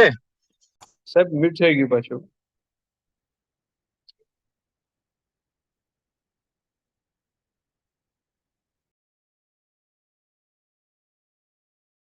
हेलो, ऑलराइट,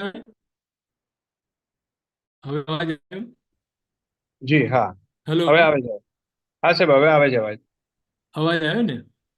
જી. तो वैदिक ऋषियों ने रुद्र के उपासकों को शिष्ण देवा, लिंग की पूजा करने वाले भी कहे हैं। दिव्य वेद मंत्रों में प्राप्त होता है। ये बहुत महत्वपूर्ण एक बात की ओर दांडेकर जी ने हमारा ध्यान आकृष्ट किया है। आगे बढ़ते हैं।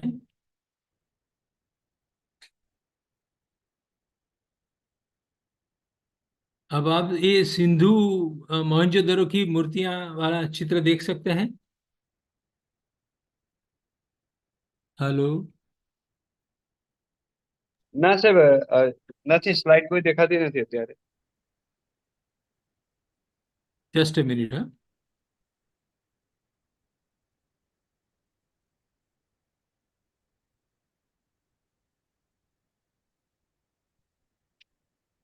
બંધ કરીને વોટ્સએપ ચાલુ કરી દો।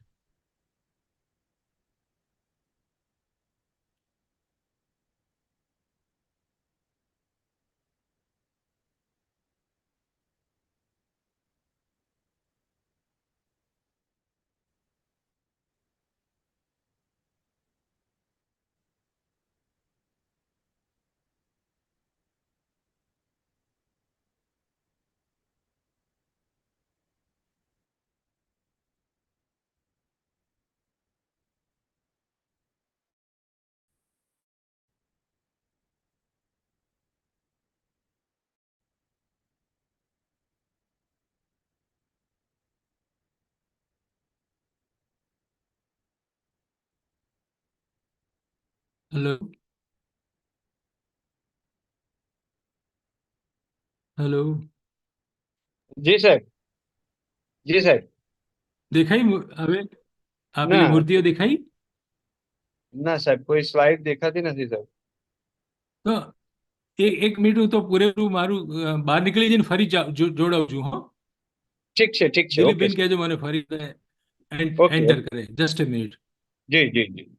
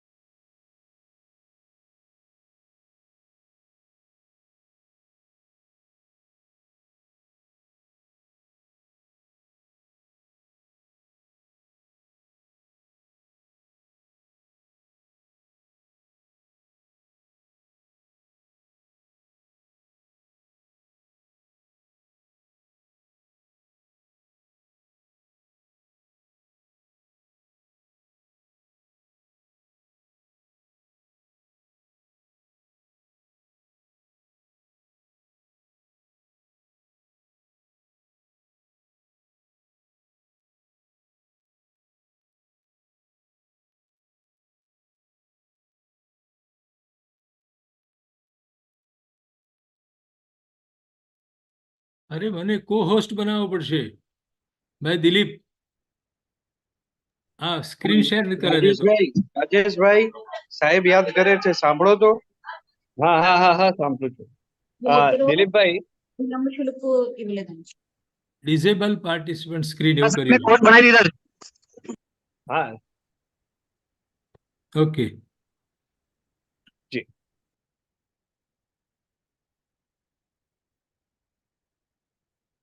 સર આવી ગઈ. આવી ગઈ ને? હા. અચ્છા, fine fine. Ji.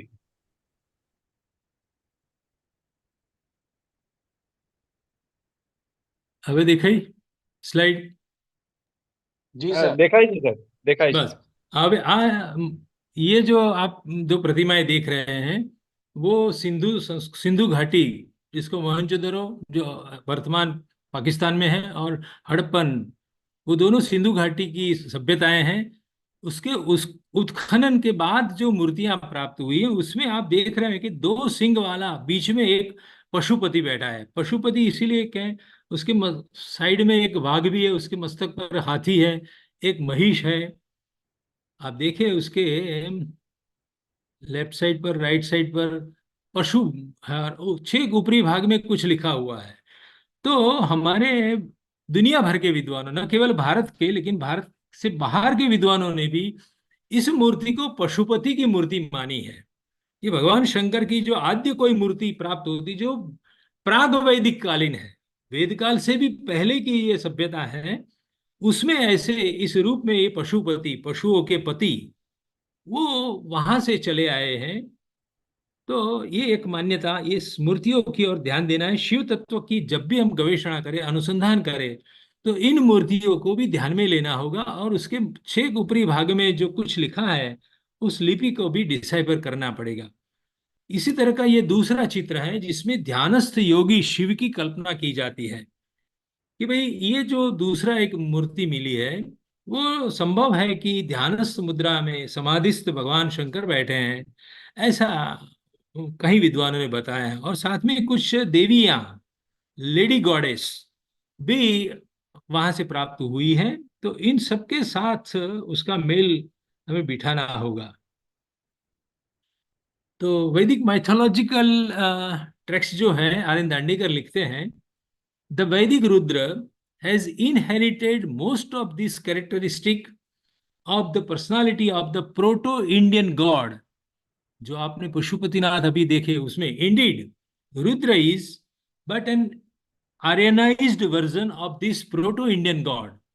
In the Rigveda of the original Rudra Shiva cult and mythology, one will realize that there is an unbroken continuity of religious tradition from the proto Shiva to the epic Shiva, who is worshipped even to this day, and that Shiva must accordingly be regarded as having the longest continuous record of Godhead, not only in India but perhaps also in the entire civilized world।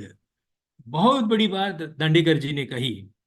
तो दांडेकर जी ने जो कहा है, उनके मत का निष्कर्ष इस रूप में हम निकाल सकते हैं कि प्रथम चरण में प्राग वैदिक काल की सिंधु संस्कृति के पशुपति से आरंभ करके द्वितीय चरण में वेदकालिक आर्य यज्ञीय संस्कृति के वेद मंत्रों में रुद्र को अंतरिक्ष स्थानीय विद्युत रूपी अग्नि देवता के साथ समीकृत करके तृतीय चरण में द्रविड़ संस्कृति के शिव लाल वर्ण के साथ वेदोक्त रुद्र देवता का एकीकरण करते हुए बुद्धोत्तर काल में, रामायण महाभारत और अष्टादश पुराण का काल बाद में जब शुरू होता है, जहां से एक्चुअली इंडियन हिस्ट्री शुरू होता है, तो पुराण काल की नई देवता त्रिपुटी में स्थान पाए महादेव, अर्धनारीश्वर, नटराज, जटाजूट में गंगा जी को धारण किए हुए यज्ञ विध्वंसक एवं यज्ञ फल प्रदाता स्मशानवासी सांब शिव शंकर के रूप में परिणत होते हैं। This are the 4 stages. तब जाकर शिव हमारे सामने पूर्ण रूप से प्रकट हो सकेंगे। सारांशतः अनादिकाल से लेकर अद्यावधि उपास्य, आराध्य, यजनीय एवं पूजनीय बने रहे शिव शंकर का महिमा अनंत है। आप देखिए सिंधु सभ्यता की जो अभी तक जिसको डिसाइफर नहीं हो सकी अ, निर्विवादित रूप से ये क्या है कहाँ पर, वो कोई अभी तक सभी विद्वान दुनिया भर के ये विवाद में फंसे हुए। लेकिन जब भी ये सिंधु सभ्यता की बात खुलेगी, ये लिपि हम समझ पाएंगे, तब पशुपति के मस्तक पर जो लाइन में कुछ लिखा हुआ है इन वर्णों के आधार पर, तो हम संभव है कि शिव के सही स्वरूप को या अनादिकाल से चले आ रहे देवता के स्वरूप को समझ पाएंगे। इतना कहते हुए आप सबका मैं धन्यवाद करता हूं और अंतिम श्लोक। हृदि प्रकाशते भवो विराजते मुखे सदा वपुषु संस्फुरन्नयं सुषुप्ति काल साक्षिकः सचिन्मयो न दृश्यते बलेन साध्यते न वा अनाद्यजं स्वयंभुवं नमामि तं सनातनम।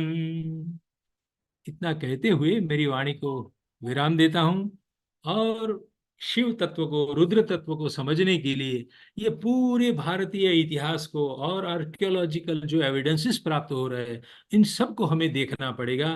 तब जाके शिव कौन कौन सी शताब्दी में कैसे कैसे युग में परिवर्तित होते रहे हैं, परिवर्धित होते रहे हैं, और उन सब में रुद्रत्व कंटिन्यू है। रुलाने वाला तत्व, मृत्यु का देव, मृत्युंजय देवता के रूप में वो स्वरूप आदिकाल से अद्यावधि बना रहा है। और डर के मारे या भक्ति से अप्लावित होकर उसको हमने मंगलकारी शिव, शंकरोतीति शंकर, ऐसे भी नाम दिए हैं। आप सभी को बहुत बहुत नमस्कार करते हुए मेरी वाणी को विराम देता हूं और आप आगे का कार्यक्रम अब चलाइए राजेश जी। Thank you. जी सर, नमस्कार साहब, धन्यवाद, बहुत बहुत धन्यवाद सर कि आप इस ऑनलाइन मंच पे आज आए और एक बहुत ही રાજેશભાઈ આપણું માઇક મ્યુટ લાગે છે. नहीं आवे છે अवाज, माइक चालू છે। हेलो, अवाज आवे છે मारो? હા આવી ગયો. हाँ हाँ राजेश जी, तो मैं वसंत भट्ट साहब का बहुत बहुत धन्यवाद करता हूँ। आपने इस हमारी यूनिवर्सिटी के इस ऑनलाइन मंच पे आके आज एक विद्वत्तापूर्ण व्याख्यान दिया पीपीटी के माध्यम से, और शिव तत्व क्या है, शिव का मूल स्वरूप क्या है, उस विषय में आपने निरुक्त को लेके शिव महिम्न स्तोत्र के कुछ श्लोक लेके रुद्री की बात करके आपने इस विषय को विस्तृत किया। आज मैं ज्यादा कुछ इसमें नहीं कहूंगा क्योंकि आज आनंद की बात यह है कि ये हमारे इस 5 व्याख्यान श्रेणी में अंतिम व्याख्यान और आज समापन समारोह भी है। आनंद की बात यह है कि दोनों यूनिवर्सिटी के वाइस चांसलर हमसे जुड़े हैं। तो मैं सर्वप्रथम श्री गोविंद गुरु यूनिवर्सिटी के वाइस चांसलर को कहता हूं कि वो 2 शब्द इस विषय में शुभकामना के हमें कहेंगे और बाद में माननीय श्री सोमनाथ संस्कृत यूनिवर्सिटी के वाइस चांसलर भी हमें आशीर्वाद प्रदान करेंगे। जी, जी माननीय प्रणाम। प्रताप जी। जी प्रणाम। मैं आज आपके साथ ऐसे तो 2 बार ज्वाइंट हुआ, लेकिन आज हमने हमारे सम्मानीय जो भट्ट साहब को पूरा जो हमें आधा अवसर मिला उसमें रुद्र अवतार के बारे में हम लोगों जो बात विचार कर रहे थे उसका स्वरूप का, इसमें वेद साहित्य में शिव तत्व का जो विमर्श है, ये सारी बातें बताकर हम तो उसको शौर्य के रूप में देखते थे, लेकिन रुद्र का जो द्रविड़ संस्कृति से लेकर वेदों से पहले की जो सारी बातें हमें बताई गई हैं, तो इससे हमारा ज्ञान की वृद्धि भी होती है, समझ भी हमारी ये विकसित होती है। और ऐसे महान संस्कृत साहित्य के लब्ध प्रतिष्ठ जो कोई दुर्जन और हमारे लिए तो प्रिय इसलिए भी हैं कि कोरोना काल से हम संस्कृत संभाषण केंद्र से लेकर हमारे वेबिनार से लेकर भट्ट साहब कभी मना नहीं किया है हमें, तो वो गुरु के रूप में एक तरफ हमारे गुरुदेव जो हमारे प्रोफेशनल डिग्री जो धारण किया है वो गुरुदेव खंडेलवाल जी हैं, और ऐसे ही संस्कृत डिपार्टमेंट के लिए हमारे सबके बहुत सम्मानीय, मैं तो ये कहता हूं कि भगवान ने आपके ऊपर इतनी कृपा की है कि सारे शास्त्र, उसकी विभावना और उसके अपने मत से रखने का जो आपका जो कौशल्य है वो हमें बहुत प्रभावित करता है। क्योंकि हम तो जो सब्जेक्ट के नॉलेज की बात करें तो हम तो कॉमर्स मैनेजमेंट के आदमी हैं, फिर भी ये बातें सारी जो आपने कही हैं वो बहुत उपयोगी है। और संस्कृत साहित्य में सब्जेक्ट में भी ये गोविंद गुरु यूनिवर्सिटी, हमारे राजेश भाई और उसके साथ जुड़े हुए सारे लोग, मैं सबका नाम नहीं लेना चाहता हूं अभी क्योंकि समय की ही मर्यादा है, लेकिन वो लोग बहुत जम के ये काम कर रहे हैं। और मैं भी काम में था और उसमें भी कहा कि आज लास्ट सेशन है और भट्ट साहब का है, तो जितनी ओपीडी थी हमारी, जो जीवन व्यवहार की ओपीडी हम कहते हैं उसको, मैंने कहा कि आप थोड़ा रुक जाइए, हम आधा घंटा आप वेट करिए और मैं मेरे समापन कार्य में मैं सम्मिलित होना चाहता हूं। ज्ञान की वृद्धि तो होती ही है, समझ और विवेक भी हमारा विकसित होता है, और जो हम लोगों से सुनते हैं पढ़ते हैं लेकिन उसकी ऑथेंटिसिटी क्या है उसके बारे में बड़े विद्वान ऐसे हमारे भट्ट साहब ने जो आज बातें रखी है, मैं संस्कृत सोमनाथ संस्कृत यूनिवर्सिटी वेरावल और गोविंद गुरु यूनिवर्सिटी गोधरा के ये संयुक्त तत्वावधान में ये कार्य शिविर चल रही है हमारी, इसमें आपको नतमस्तक होकर आपको वंदन कर रहा हूं।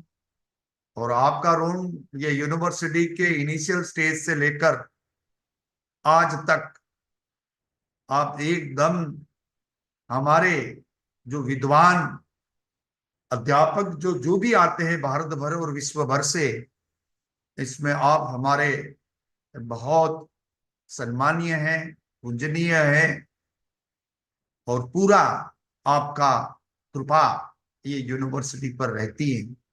सारे प्रिंसिपाल भी हमारे जुड़े हैं, एकेडमिक काउंसिल के सदस्य भी जुड़े हैं, बॉम के मेंबर भी जुड़े हैं, सब भट्ट साहब को जानते हैं।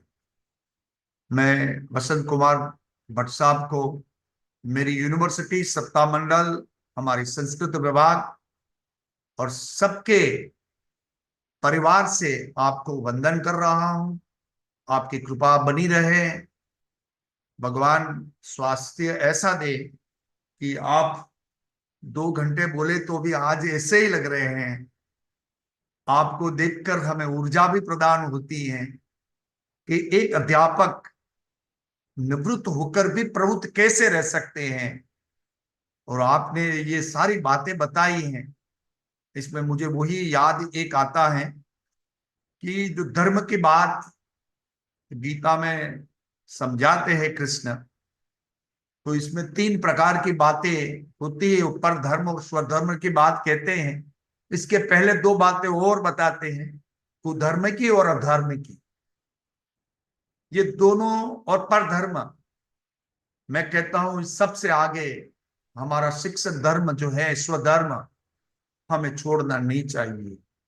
ये हमारी ऊर्जा है, हमारा बल है, और हम समाज के लिए, सबके लिए, हम इसके लिए हमारा अवतार हुआ है। तो शिक्षक, एक अध्यापक वो जीवन के भर में निवृत्त होकर भी प्रवृत्त रह सकता है। तो ये बात भी है कि कर्म करते हुए अकर्म रहे, कैसे रहे उसका उदाहरण मुझे आपसे मिला है। मैं आपको प्रणाम करता हूं, और मैं संस्कृत, हमारी सोमनाथ संस्कृत यूनिवर्सिटी के वाइस चांसलर साहब प्रोफेसर सेनापति साहब को भी प्रणाम करता हूं, क्योंकि वो मेरे विस्तार जहां मेरी जन्मभूमि है वो विस्तार, ये गिर सोमनाथ का विस्तार है। तो मेरी मातृभूमि को भी मैं प्रणाम, गोधरा की धरती, ये पावन धरती से आप सबको भी प्रणाम करता हूं। जी बहुत बहुत धन्यवाद साहब। संस्कृत विभाग जब से शुरू हुआ, आपका आशीर्वाद सदैव हम सब पे बना रहा, और संस्कृत विभाग ने जो कुछ कार्य किए हैं अब तक, उसमें आपका सहयोग, पूर्ण सहयोग रहा है। मैं आपको प्रणाम करता हूँ, बहुत आनंद हुआ आपको सुन के। अब हमारे सोमनाथ संस्कृत यूनिवर्सिटी के वाइस चांसलर श्री को मैं निवेदन करता हूं कि वो भी आज के समापन समारोह के विषय में कुछ कहें इस विषय में।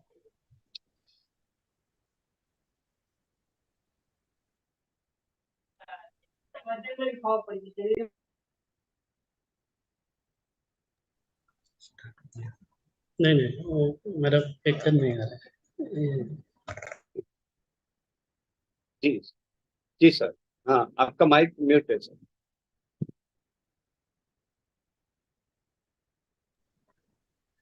जब हम बोलते हैं यहाँ आना चाहिए।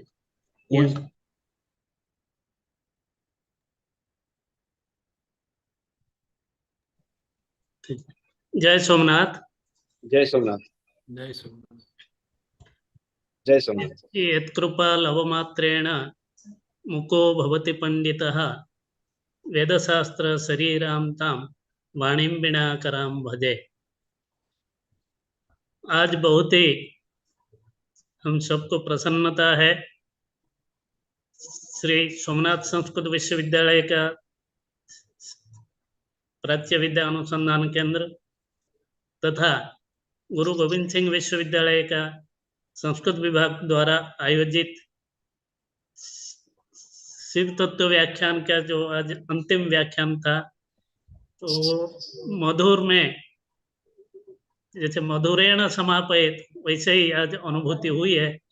इस मधुरता को जो परिवेशन किए हैं आज हम सभी के वंदनीय, नंदनीय, सभी के प्रेरणा स्रोत तथा भारत के प्रसिद्ध तलस्पर्शी विद्वान आचार्य वसंत भट्ट जी है, जिनके चरण में हम सादर नमन करते हैं और अभिवंदन उनको करते हैं। सर का विषय था जो वैदिक वाङ्मय में, वेद में शिव तत्व विमर्श, लेकिन ये व्याख्यान सुनने के बाद ऐसा लगा ये संस्कृत वाङ्मय में, संपूर्ण वाङ्मय में वेद शिव तत्व विमर्श हुआ है। और विशेष करके इसमें साइंटिफिक जो व्यू है, वैज्ञानिक जो विश्लेषण सर के उपस्थापन में हम लोग को सुनने में मिला, ये अति अद्भुत था। क्योंकि आजकल समाज के लिए ऐसी अपेक्षा है जो केवल ग्रंथ में है उतना है, उसमें वैज्ञानिक क्या है, खगोल विज्ञान क्या है, ज्योतिर्विज्ञान क्या है, शिव तत्व पर, उस पर ये सभी आयामों को लेते हुए सर वैदिक, निरुक्त, वेदांग और पुराण, संस्कृत वाङ्मय का कुछ अंश को लेकर यहाँ बहुत ही अच्छी प्रस्तुति की है। और ये जो शिव तत्व विमर्श वाला जो शिव तत्व है, इसको जानने के लिए कई जन्म लेना पड़ेगा, क्योंकि उपनिषद साहित्य में ये ऐसा तत्व है जो सत्य है, ज्ञान है, अनंत रूप है। लेकिन ये क्या है, इसको जानने के लिए कोटि जीवों में एक किसको इसका तत्वबोध होता है।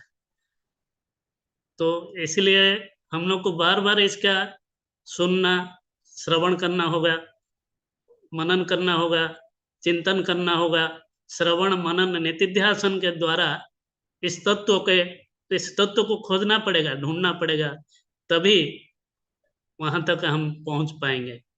और ये प्रकाश रूप भी है, जो रुद्र रूप का जो चर्चा हो रही थी, ये प्रकाश रूप भी है, क्योंकि इन्हीं का प्रकाश से आज संपूर्ण विश्व जो है प्रकाशित है। ये संपूर्ण सृष्टि जो है उसी पर टिकी हुई है, उसी का आनंद से समग्र विश्व आनंदित है, उसी का सत्य स्वरूप से आज सत्यता की, व्यवहार की सत्यता की अनुभूति हो रही है। उनके आनंद से भौतिक आनंद का भी अनुभूति हो रही है। इसलिए इनका जो प्रकाश है उसी से सूर्य चंद्र जैसे प्रकाशमान तत्व भी प्रकाशित हो रहे हैं।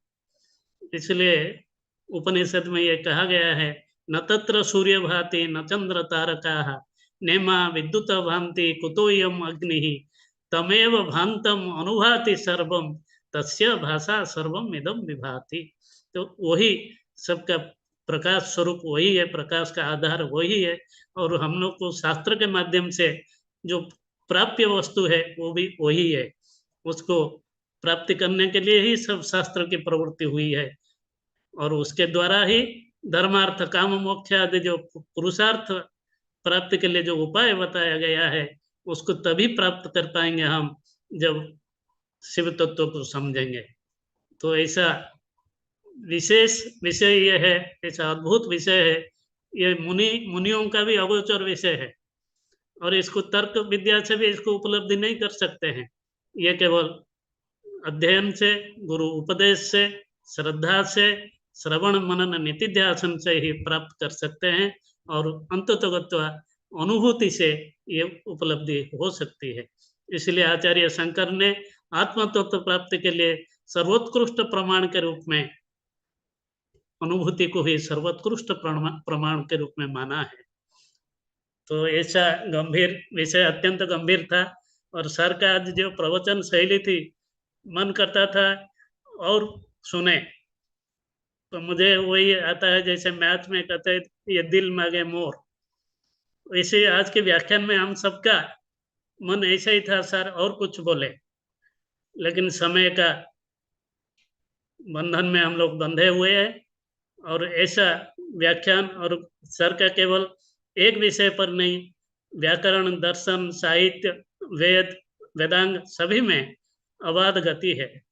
तो ऐसा आदर्श शिक्षक, आदर्श गुरु आजकल समाज में दुर्लभ है, और सर का हम सबके प्रति कृपा दृष्टि है, जिससे के लिए हमारी प्रार्थना स्वीकार की है, और निवेदन स्वीकार करते हुए इस उम्र में भी इतना ओजस्वी ओजस्वी उपस्थापन उनका रहा, जो सबके लिए प्रेरणादायक रहा।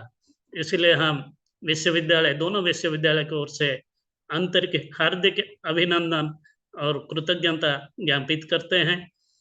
और मैं अभिनंदन करता हूँ हमारे विश्वविद्यालय तथा गुरु गोविंद सिंह विश्वविद्यालय के दोनों इस कार्यक्रम के जो समर्थ संयोजक है, आदरणीय प्रोफेसर राजेश भाई और आदरणीय प्रोफेसर ललित पटेल जी, उन दोनों को भी मैं विशेष धन्यवाद देना चाहूँगा, क्योंकि उन दोनों का सतत प्रयास से ये जो ज्ञान यज्ञ शुरू हुआ उसका निर्विघ्न परिसमाप्ति आज हो रही है।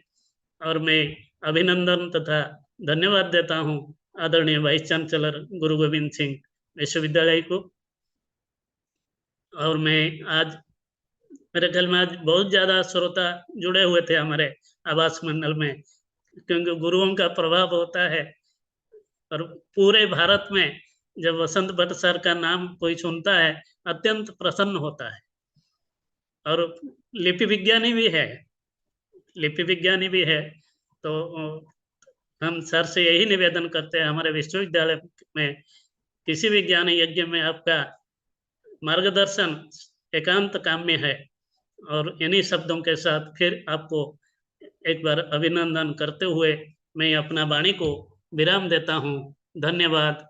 जयतु भारतम, जयतु संस्कृतम। जयतु संस्कृतम। नमो नमः। प्रणम्यते। प्रणाम। जी बहुत बहुत धन्यवाद साहब। आपने भी एक बहुत अच्छा वसंत भट्ट साहब के व्याख्यान के विषय में कहा। मैं उनके विषय में एक बात और अगर जोड़ना चाहूँ तो जब मैं आज तक जब भी मैंने हमारी जो गोविंद गुरु यूनिवर्सिटी के इस ऑनलाइन मंच पे उनको आमंत्रित किया, तब उनका सबसे पहली एक शर्त रहती है, वो ये कि मेरा परिचय कम से कम देना। राष्ट्रपति अवार्ड मिला है ये तभी नहीं बोलना, और इतने पुस्तक लिखे। सिर्फ आप इतना कहो कि भाषा भवन के पूर्व अध्यक्ष रहे हैं, बस एक ही लाइन में इतना मुझे कहते हैं। ये मैं अपनी तरफ से कुछ ना कुछ जोड़ देता हूँ, जिसकी मुझे बाद में कुछ डांट भी खानी पड़ती है। लेकिन ऐसे एक विद्वान जो अपने विषय में कभी कुछ बताते नहीं। और हमारे वाइस चांसलर साहब ने भी कहा कि भट्ट साहब, आप हमें मार्गदर्शन देने के लिए आप सदैव हमारे तत्पर रहे हैं। हम तो चाहते हैं कि आप हमारी यूनिवर्सिटी में भी आइए, हमारे विद्यार्थियों को और सभी फैकल्टी को। आप एक ऐसे व्यक्ति हैं कि जो हमारे पीएचडी के कोर्स में और सभी फैकल्टी को आप मार्गदर्शन दे सकते हैं। तो बहुत अच्छा लगा। मैं आज इस मंच में, ऑनलाइन मंच में उपस्थित सभी का हार्दिक अभिनंदन करता हूँ, आभार प्रकट करता हूँ। सबसे प्रथम मैं सोमनाथ संस्कृत यूनिवर्सिटी के वाइस चांसलर श्री को सादर प्रणाम करता हूँ कि उन्होंने एक बहुत ही सुंदर इस विषय को चुना और मुझे और ललित भाई को बताया कि आप लोग मिलके ये कार्य कीजिए। हमारा एक एमओयू हुआ है और इस एमओयू के अंतर्गत ये पहला कार्यक्रम है। अभी ये कार्यक्रम शुरू हुआ, आगे भी हम कार्यक्रम करते रहेंगे और बहुत अच्छा लगता है। आज हमारी भी यूनिवर्सिटी के वाइस चांसलर हमसे जुड़े, मैं उनका भी बहुत बहुत आभार प्रकट करता हूं और दोनों कुलपति महोदय को सादर प्रणाम भी करता हूं। मेरे गुरु और जिनके मैंने सब कुछ सीखा है और जिनके कारण मैं अध्यापक हूं, ऐसे में डॉक्टर वसंत भट्ट साहब को तो मैं हृदय से प्रणाम करता हूं। ये भी एक बात है कि ऐसा कई छात्र बोलते हैं कि मैं जो भी हूँ वो भट्ट साहब के कारण हूँ। और संस्कृत व्याकरण शास्त्र लेके मुझे भाषा भवन में पढ़ने का एक मौका मिला, ये बहुत अच्छी बात मेरे लिए ये रही। इसी के साथ में सोमनाथ संस्कृत यूनिवर्सिटी के संयोजक डॉक्टर ललित भाई पटेल, जिन्होंने बहुत मेहनत की इसमें, उनका भी मैं हार्दिक आभार प्रकट करता हूँ, हृदय से आभार प्रकट करता हूँ। बार बार सभी पांचों व्याख्यान में वो चिंतित रहे कि राजेश भाई इसमें ये करेंगे, प्रार्थना ये करेंगे, ये कहेंगे, बाद में ये कहेंगे। तो सब कुछ उन्होंने, और वहां से भाविन कुमार पंड्या भी उनके साथ रहे सहयोगी, उनका भी मैं आभार प्रकट करता हूँ। आज इस व्याख्यान श्रेणी में हमसे सोमनाथ संस्कृत यूनिवर्सिटी के भी बहुत अध्यापक जुड़े। डॉक्टर नरेंद्र कुमार पंड्या भी हमसे जुड़े, डॉक्टर विनोद कुमार झा हमसे जुड़े, मैं और डॉक्टर उमा महेश्वरी बहन भी हमसे जुड़ी। मैं उनका भी हार्दिक आभार प्रकट करता हूं। आप ऐसे ही हमसे जुड़ते रहें। इस पूरे कार्यक्रम को और गोविंद गुरु यूनिवर्सिटी की ये जो हमारी ऑनलाइन वेबिनार की ये कार्यक्रम शुरू हुआ, मैं आपको ये बताने जा रहा हूँ, हमारे वाइस चांसलर भी सुन रहे हैं, उनको भी आनंद होगा कि सर हम अब तक कहते थे 200, ये हम 250 के करीब हम पहुंचे हैं। आज तक कोरोना काल से हमने शुरू किया और आज तक हमने 250 व्याख्यान के नजदीक हम पहुंच गए हैं और अभी तक सभी लोगों का प्रेम हमसे ऐसा ही जुड़ा रहा है। तो ये भी हमारे लिए एक आनंद की बात है। इस सभी व्याख्यान में पहले से हमको जोड़ने वाले डॉक्टर दिलीप चौहान, जो कि हमारी पंचमहाल की झालोद कॉलेज के प्रोफेसर है, नियमानुसार अपने समय से 15 मिनट पहले जुड़ जाते हैं, सभी को जोड़ते हैं।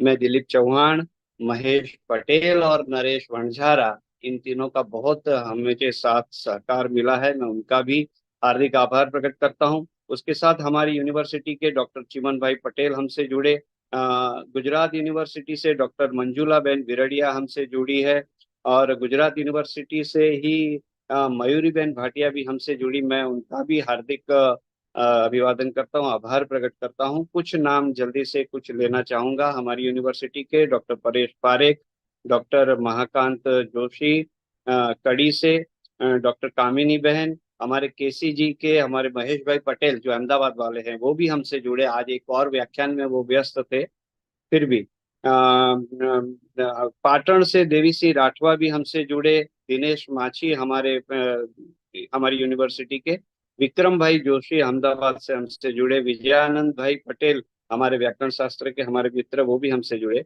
सुशीला बेन व्यास, डॉक्टर भारती बहन, डॉक्टर महेश भाई मेहता हमारी यूनिवर्सिटी के प्रिंसिपल, वो भी हमसे जुड़े, डॉक्टर लक्ष्मी नारायण जी जो कोई स्वामीनारायण गुरुकुल जो अहमदाबाद में है, वो भी हमसे जुड़े, मैं उनका भी आभार प्रकट करता हूँ।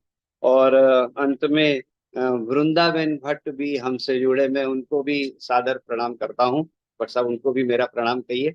आप जो लोग हमसे जुड़े हैं उन सभी को मैं इस अंतिम व्याख्यान में हार्दिक मैं हृदय से आपको प्रणाम करता हूँ। हम लोग ऐसे ही नए नए विषयों के साथ मिलते रहेंगे और कुछ नया नया कुछ प्राप्त करते रहेंगे। आप सबका सहयोग सदैव बना रहे, इसी शुभकामना के साथ हम शांति मंत्र के साथ इसका हम समापन करेंगे। तो सब साथ में मिलकर शांति मंत्र। ओम सर्वे भवन्तु सुखिनः, सर्वे सन्तु निरामयाः, सर्वे भद्राणि पश्यन्तु, मा कश्चित् दुःखभाग् भवेत्। ॐ शान्तिः शान्तिः शान्तिः। सर्वेभ्यो नमो नमः। जी नमो नमः गुरुवर, सर प्रणामः। नमस्कार। प्रणामः भट्टमहोदय, प्रणामः।